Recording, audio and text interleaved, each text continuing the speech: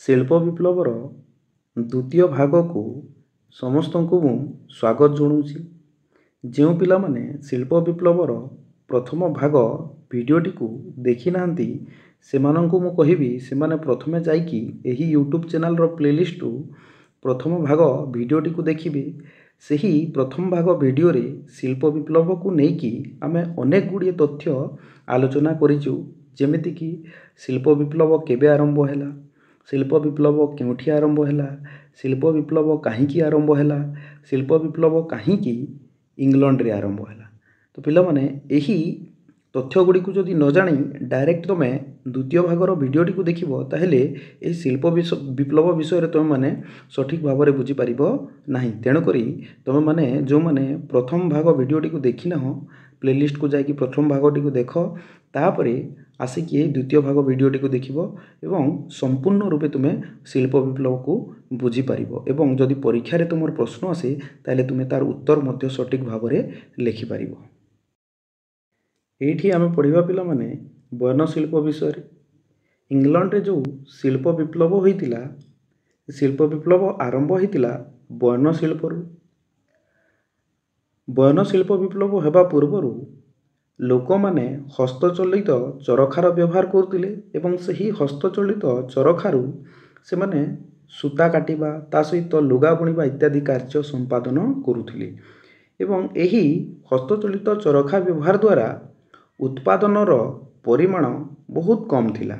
ତ ତେଣୁକରି ଲୋକମାନଙ୍କୁ ଅନେକ ଗୁଡ଼ିଏ ଯନ୍ତ୍ରପାତି ଉଦ୍ଭାବନ କରିବାଟା ଆବଶ୍ୟକ ହେଲା ଏବଂ ଲୋକମାନେ ନୂତନ ଯନ୍ତ୍ରପାତି ମଧ୍ୟ ଉଦ୍ଭାବନ କଲେ। ଏଠି ଯେଉଁ ଲେଫ୍ଟ ସାଇଡ଼୍ରେ ରେଡ୍ କଲର୍ରେ ଲେଖା ହେଇଛି ପିଲାମାନେ, ଏଠି ବୟନ ଶିଳ୍ପରେ ଉଦ୍ଭାବନ କରାଯାଇଥିବା ଯନ୍ତ୍ର ଗୁଡ଼ିକର ନାମ, ତାପରେ ମସିହା, ତାପରେ କିଏ ଉଦ୍ଭାବନ କଲେ ତାଙ୍କର ନାଁ ଗୁଡ଼ିକ ଲେଖା ହେଇଛି। ପ୍ରଥମ ବୟନ ଶିଳ୍ପ ଯନ୍ତ୍ର ଉଦ୍ଭାବନ କରାଗଲା, ତାର ନାମ ଥିଲା ଫ୍ଲାଇଂ ସଟଲ୍। ତାକୁ ଉଦ୍ଭାବନ କରାଯାଇଥିଲା 1733 ମସିହାରେ ଏବଂ ଫ୍ଲାଇଂ ସଟଲ୍ ଯନ୍ତ୍ରକୁ ଉଦ୍ଭାବନ କରିଥିଲେ ଜନ୍ କି। ଦ୍ୱିତୀୟ ବୟନ ଶିଳ୍ପ ଯନ୍ତ୍ର ଉଦ୍ଭାବନ କରାଗଲା ସ୍ପିନିଂ ଜେନି, ଆଉ ତାକୁ ଉଦ୍ଭାବନ କରିଥିଲେ ଜେମ୍ସ ହାରଗ୍ରିଭ୍ସ 1765 ମସିହାରେ।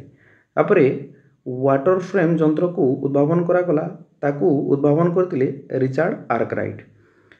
ତାପରେ ପରେ ଉଦ୍ଭାବନ କରାଗଲା ସ୍ପିନିଂ ମିଉଲକୁ, ତାକୁ ଉଦ୍ଭାବନ କଲେ ସାମୁଏଲ୍ କ୍ରମ୍ପଟନ୍ ଏବଂ ଏହି ସ୍ପିନିଂ ମିଉଲ ଉଦ୍ଭାବନ ହେଲା 1779 ମସିହାରେ। ଏଇଟା 89 ଅଛି ପିଲାମାନେ, 79 ହେବାଟା। ତାପରେ ପାୱାର ଲୁମ୍କୁ ଉଦ୍ଭାବନ କରାଗଲା। ପାୱାର ଲୁମ୍ ଉଦ୍ଭାବନ କଲେ ଆଡ଼ମଣ୍ଡ ଆର୍କରାଇଟ୍, ତାକୁ ଉଦ୍ଭାବନ କଲେ 1785 ମସିହାରେ। ପରିଶେଷରେ କଟନ୍ ଗିନ୍ର ଉଦ୍ଭାବନ ହୋଇଥିଲା 1793 ମସିହାରେ, ତାକୁ ଉଦ୍ଭାବନ କରିଥିଲେ ଏଲି ହ୍ୱିଟନି। ପରବର୍ତ୍ତୀ ସମୟରେ ଛାପା ବସ୍ତ୍ର ପାଇଁ ସିଲିଣ୍ଡର ପ୍ରିଣ୍ଟିଂ ଉଦ୍ଭାବନ ମଧ୍ୟ ହୋଇଥିଲା ଏବଂ ଏହି ଯନ୍ତ୍ରଗୁଡ଼ିକ ଉଦ୍ଭାବନ ହେବା ଦ୍ୱାରା ଇଂଲଣ୍ଡରେ ବୟନ ଶିଳ୍ପ ଦ୍ରୁତ ଗତିରେ ବିକାଶ କରିଥିଲା। ଏଠି ଯେଉଁ ଫଟୋଚିତ୍ର ଗୁଡ଼ିକ ଦେଖୁଛ ପିଲାମାନେ, ସବୁଠୁ ଉପରେ ଅଛି ଫ୍ଲାଇଂ ସଟଲ୍ର ଫଟୋଚିତ୍ର, ଯାହାକି 1733 ମସିହାରେ ଜନ୍ କେ ଉଦ୍ଭାବନ କରିଥିଲେ। ଦ୍ୱିତୀୟ ଫଟୋଚିତ୍ରଟି ହେଉଛି ସ୍ପିନିଂ ଜେନିର, ତାକୁ ଉଦ୍ଭାବନ କରିଥିଲେ ଜେମ୍ସ ହାରଗ୍ରିଭ୍ସ 1765 ମସିହାରେ। ଏହି ସ୍ପିନିଂ ଜେନି ଯନ୍ତ୍ରଟିର ନାମ ଜେମ୍ସ ହାରଗ୍ରିଭ୍ସ ତାଙ୍କର ପତ୍ନୀର ନାମ ଅନୁସାରେ ହିଁ ନାମକରଣ କରିଥିଲେ। ତାପରେ ନେକ୍ସଟ ଯନ୍ତ୍ରଟି ହେଉଛି ପିଲାମାନେ, ନେକ୍ସଟ ଫଟୋଟି ହେଉଛି ୱାଟର ଫ୍ରେମ୍ର ଫଟୋଚିତ୍ର। ଏହି ୱାଟର ଫ୍ରେମ୍କୁ ଉଦ୍ଭାବନ କରିଥିଲେ ରିଚାର୍ଡ ଆର୍କରାଇଟ୍ 1769 ମସିହାରେ। ତାର ପରବର୍ତ୍ତୀ ଫଟୋଚିତ୍ରଟି ହେଉଛି ସ୍ପିନିଂ ମିଉଲର ଫଟୋଚିତ୍ର, ଯାହାକି 1779 ମସିହାରେ ହିଁ ଉଦ୍ଭାବନ କରାଯାଇଥିଲା ଆଉ ତାକୁ ଉଦ୍ଭାବନ କରିଥିଲେ ସାମୁଏଲ୍ କ୍ରମ୍ପଟନ୍। ନେକ୍ସଟ ଫଟୋଚିତ୍ରଟି ହେଉଛି ପାୱାର ଲୁମ୍ର ଏବଂ ପାୱାର ଲୁମ୍କୁ 1785 ମସିହାରେ ଆଡ଼ମଣ୍ଡ କାର୍ଟରାଇଟ୍ ହିଁ ଉଦ୍ଭାବନ କରିଥିଲେ ଏବଂ ପରିଶେଷରେ ଯେଉଁ ଫଟୋଚିତ୍ରଟି ହେଉଛି ଏଇଟା ହେଲା କଟନ୍ ଗିନ୍ର ଫଟୋଚିତ୍ର ଏବଂ ତାକୁ ଉଦ୍ଭାବନ କରିଥିଲେ ଏଲି ହ୍ୱିଟନି। ସମସ୍ତ ପରୀକ୍ଷା ଦୃଷ୍ଟିରୁ ପିଲାମାନେ ଏହି ସ୍ଲାଇଡ଼୍ଟି ଅତ୍ୟନ୍ତ ଗୁରୁତ୍ୱପୂର୍ଣ୍ଣ ଅଟେ। ଏଇଠି ଯାହା ବି ବୟନ ଶିଳ୍ପ ଯନ୍ତ୍ର ଏବଂ କିଏ ଉଦ୍ଭାବନ କରିଛନ୍ତି ଏବଂ କେଉଁ ମସିହାରେ ଉଦ୍ଭାବନ କରିଛନ୍ତି ସେଇଠୁ ପ୍ରଶ୍ନ ଆସିଥାଏ। ଆଉ ତୁମର ବି ଏଥର ବି ପିଲାମାନେ ତୁମର ଯେଉଁ ବାର୍ଷିକ ପରୀକ୍ଷା ହେବ ଫାର୍ଷ୍ଟ ଇୟର୍ର, ସେଇଠୁ ବି ଏଇଠୁ ପ୍ରଶ୍ନ ଆସିବ। ଏଇଠି ଆମେ ଜାଣିବା ପିଲାମାନେ ବାଷ୍ପୀୟ ଶକ୍ତିର ଉଦ୍ଭାବନ ଏବଂ ତାର ବିକାଶ କେମିତି ହୋଇଥିଲା ତାର ବିଷୟରେ ଜାଣିବା। ବର୍ଣ୍ଣଶିଳ୍ପରେ ଯେଉଁ ଯନ୍ତ୍ରଗୁଡ଼ିକ ଉଦ୍ଭାବନ କରାଗଲା ତାହା ମନୁଷ୍ୟ ଦ୍ୱାରା, ପଶୁ ଦ୍ୱାରା ଏବଂ ଜଳ ଦ୍ୱାରା ପରିଚାଳିତ କରାଯାଉଥିଲା। ପରବର୍ତ୍ତୀ ସମୟରେ ବାଷ୍ପୀୟ ଶକ୍ତିର ମଧ୍ୟ ଉଦ୍ଭାବନ ହେଲା ଏବଂ ବାଷ୍ପୀୟ ଯନ୍ତ୍ର ପ୍ରଥମ କରିକି ଉଦ୍ଭାବନ କଲେ ଟମାସ୍ ନ୍ୟୁକମ୍ୟାନ୍। ଏଠି ଫଟୋଚିତ୍ର ଅଛି ଦେଖ ପିଲାମାନେ ରାଇଟ୍ ସାଇଡ଼୍ରେ ଟମାସ୍ ନ୍ୟୁକମ୍ୟାନ୍ଙ୍କ।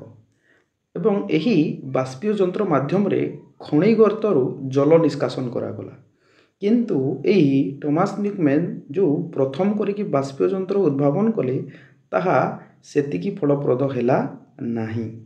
ତେଣୁକରି ଜେମ୍ସ ୱାଟ୍ 1769 ମସିହାରେ ଉନ୍ନତ ଧରଣର ବାଷ୍ପ ଚାଳିତ ଯନ୍ତ୍ରକୁ ଉଦ୍ଭାବନ କଲେ ଏବଂ ସେହି ଉନ୍ନତ ଧରଣର ବାଷ୍ପ ଚାଳିତ ଯନ୍ତ୍ର ଉଦ୍ଭାବନ ହେବା ଦ୍ୱାରା ତାହା ଯାତାୟାତରେ ସହାୟକ ହେଲା ଏବଂ ସେହି ଉନ୍ନତ ଧରଣର ବାଷ୍ପ ଚାଳିତ ଯନ୍ତ୍ରକୁ ବ୍ୟବହାର କରିକି କଳକାରଖାନାରେ ଉତ୍ପାଦନ ମଧ୍ୟ ବୃଦ୍ଧି ହେଲା। ଏଠି ଯେଉଁ ଫଟୋଚିତ୍ରଟି ଅଛି ମୁଁ ମାର୍କ କରୁଛି ଦେଖ ପିଲାମାନେ, ଏହି ଫଟୋଚିତ୍ରଟି ହେଉଛି ଜେମ୍ସ ୱାଟ୍ଙ୍କ, ଯିଏକି 1769 ମସିହାରେ ଉନ୍ନତ ଧରଣର ବାଷ୍ପ ଚାଳିତ ଯନ୍ତ୍ର ଉଦ୍ଭାବନ କରିଥିଲେ ଏବଂ ସେହି ବାଷ୍ପ ଚାଳିତ ଯନ୍ତ୍ର ଜେମ୍ସ ୱାଟ୍ଙ୍କ ଦ୍ୱାରା ତିଆରି କରାଯାଇଥିବା ବା ଉଦ୍ଭାବନ କରାଯାଇଥିବା ବାଷ୍ପ ଚାଳିତ ଯନ୍ତ୍ରଟି ହେଉଛି ତାର ଫଟୋଚିତ୍ର ଏଠି ଦିଆଯାଇଛି। ଶିଳ୍ପ ବିପ୍ଳବରେ ଲୌହ ଏବଂ କୋଇଲା ଶକ୍ତିର ବିକାଶ। ଲୁହାପଥର ତରଳ କରିବା ପାଇଁ ଇଂଲଣ୍ଡରେ କାଠକୁ ବ୍ୟବହାର କରାଯାଉଥିଲା।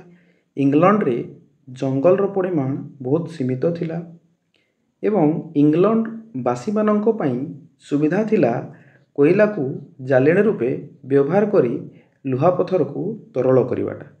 ତେଣୁକରି ଇଂଲଣ୍ଡବାସୀମାନେ କୋଇଲା ଖଣିରେ ଖନନ ଆରମ୍ଭ କରିଦେଲେ ଏବଂ କୋଇଲା ଖନନ ପାଇଁ ତାଙ୍କୁ ନୂତନ ଯନ୍ତ୍ରପାତିର ଉଦ୍ଭାବନ କରିବାକୁ ପଡ଼ିଲା ଏବଂ ସେହି ସମୟରେ ଆବ୍ରାହମ ଡାର୍ବି 1750 ମସିହାରେ ପୋଡ଼ା କୋଇଲାର ଉଦ୍ଭାବନ କଲେ ଏବଂ ସେହି ପୋଡ଼ା କୋଇଲାକୁ ବ୍ୟବହାର କରିକି ଲୁହା ତରଳାଇବା ପଦ୍ଧତି ମଧ୍ୟ ସେହି ଆବ୍ରାହମ ଡାର୍ବି ଉଦ୍ଭାବନ କଲେ ଏବଂ ପୋଡ଼ା କୋଇଲା ଦ୍ୱାରା ଲୁହାକୁ ତରଳାଇବା ଏତେ ସହଜ ହୋଇଗଲା ଯେ ଲୌହ ଶିଳ୍ପରେ ବହୁତ ଉନ୍ନତି ଆସିଯାଇଥିଲା ଇଂଲଣ୍ଡରେ।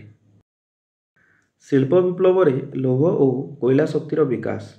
ନିରାପଦ ବତୀ ବା ତାକୁ ସେଫ୍ଟି ଲ୍ୟାମ୍ପ ବୋଲି କୁହାଯାଇଥାଏ ତାକୁ ଉଦ୍ଭାବନ କରିଥିଲେ ହମ୍ଫ୍ରେ ଡେଭି 1815 ମସିହାରେ ଏବଂ ଏହି ନିରାପଦ ବତୀ ବା ସେଫ୍ଟି ଲ୍ୟାମ୍ପର ଉଦ୍ଭାବନ ଖଣିରେ ଯେଉଁ ଶ୍ରମିକମାନେ କାର୍ଯ୍ୟ କରୁଥିଲେ ତାଙ୍କ ପାଇଁ ଅମୂଲ୍ୟ ଅବଦାନ ହୋଇପାରିଥିଲା। କାହିଁକି ନା ଖଣିରେ ଯେଉଁ ଶ୍ରମିକମାନେ କାମ କରୁଥିଲେ ନିରାପଦ ବତୀ ମାଧ୍ୟମରେ କ'ଣ ହେଲା, ଖଣିଟି ଆଲୋକିତ ହୋଇପାରିଲା। ତା ସହିତ ଖଣି ଭିତରେ ଯେଉଁ ଦୁର୍ଘଟଣା ଗୁଡ଼ିକ ଘଟୁଥିଲା ତାକୁ ଏହି ସେଫ୍ଟି ଲ୍ୟାମ୍ପ ବା ନିରାପଦ ବତୀ ମାଧ୍ୟମରେ ଜାଣିପାରିଲେ। ଲୁହାକୁ କଠିନ ଓ ଶକ୍ତ କରିବା ପଦ୍ଧତି ଉଦ୍ଭାବନ ହେଲା ହେନେରୀ ବିସ୍ମାର୍କଙ୍କ ଦ୍ୱାରା 1856 ମସିହାରେ। ତା ସହିତ ଲୌହ ପିଣ୍ଡ ପ୍ରସ୍ତୁତ କରିବା ଏବଂ ଲୁହା ଚାଦର ଗୁଡ଼ାଇବା ପଦ୍ଧତି ମଧ୍ୟ ଉଦ୍ଭାବନ ହେଲା ଏବଂ ଏହି ପଦ୍ଧତିକୁ ଉଦ୍ଭାବନ କରିଥିଲେ ହେନେରୀ କଟ୍। ବାଷ୍ପୀୟ ଯନ୍ତ୍ର ଓ କୋଇଲାର ସଦୁପଯୋଗ ହେବା ଦ୍ୱାରା କଳକାରଖାନାମାନଙ୍କରେ ବଡ଼ ଧରଣର ଉନ୍ନତି ହୋଇଥିଲା ଏହି ଶିଳ୍ପ ବିପ୍ଳବ ସମୟରେ। ଏଠି ଯେଉଁ ଫଟୋଚିତ୍ରଟି ଦେଖୁଛ ପିଲାମାନେ, ଏହି ଫଟୋଚିତ୍ରଟି ହେଉଛି ନିରାପଦ ବତୀର ଫଟୋଚିତ୍ର ବା ସେଫ୍ଟି ଲ୍ୟାମ୍ପର ଫଟୋଚିତ୍ର ଏହା। ଆଉ ଏହି ନିରାପଦ ବତୀକୁ 1815 ମସିହାରେ ହମ୍ଫ୍ରେ ଡେଭି ହିଁ ଉଦ୍ଭାବନ କରିଥିଲେ ଏବଂ ଏହା ଏହି ଶିଳ୍ପ ବିପ୍ଳବରେ ଏକ ବଡ଼ ଧରଣର ପରିବର୍ତ୍ତନ ଆଣିପାରିଥିଲା। ଭିଡ଼ିଓଟିକୁ ବେଶୀ ବଡ଼ କରିବାନି ପିଲାମାନେ, ଆଜି ପାଇଁ ଏତିକି ଥାଉ। ପୁଣି ଅବଶିଷ୍ଟ ଅଂଶ ଯାହା ବି ରହିଲା ମୁଁ ଆହୁରି ଗୋଟିଏ ଭାଗ ନେଇକି ଆସିବି ଏବଂ ଧୀରେ ଧୀରେ ଏମିତି ଏହି ଶିଳ୍ପ ବିପ୍ଳବକୁ ଆମେ ସମ୍ପୂର୍ଣ୍ଣ ରୂପେ ପଢ଼ିବା। ତ ଆଜି ପାଇଁ ଏତିକି ଥାଉ ପିଲାମାନେ, ରହିଲି। ପୁଣି ଦେଖା ହେବ ଆଉ ଗୋଟେ ଶିଳ୍ପ ବିପ୍ଳବର ଭାଗରେ।